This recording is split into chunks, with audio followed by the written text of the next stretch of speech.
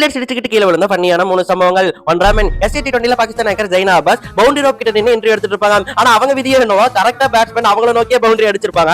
அந்த பாலர் நோக்கி fielder dive அடிச்ச அவர் கரெக்டா ஜைனா அப்பாஸ் மேலே விழுந்திருப்பாரு. இதனால ஜைனா அப்பாஸ் கால் தவறி தொபக்கிட்டே கீழே விழுவாங்க. கீழே விழுந்துட்டு எந்திரிச்சு ஒரு சமாளிச்சிருப்பாங்க பாருங்க. கியூட்டுங்க.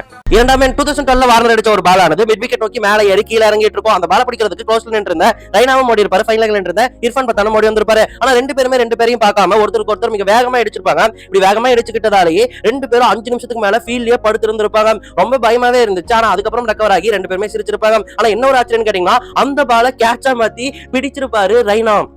மூன்றாம் ரோஹித் கோலியோட ஸ்டார்டிங் ஸ்டேஜ்ல பாகிஸ்தான் பேட்ஸ்மேன் மிட் விக்கெட் நோக்கி அடிச்ச ஒரு பால பிடிக்கிறதுக்கு 2 பேருமே லாங்ல இருந்து ஓடி வருவாங்க. ஓடி வந்து 2 பேரும் பார்க்காம 2 பேருமே வேகமா அடிச்சுப்பாங்க.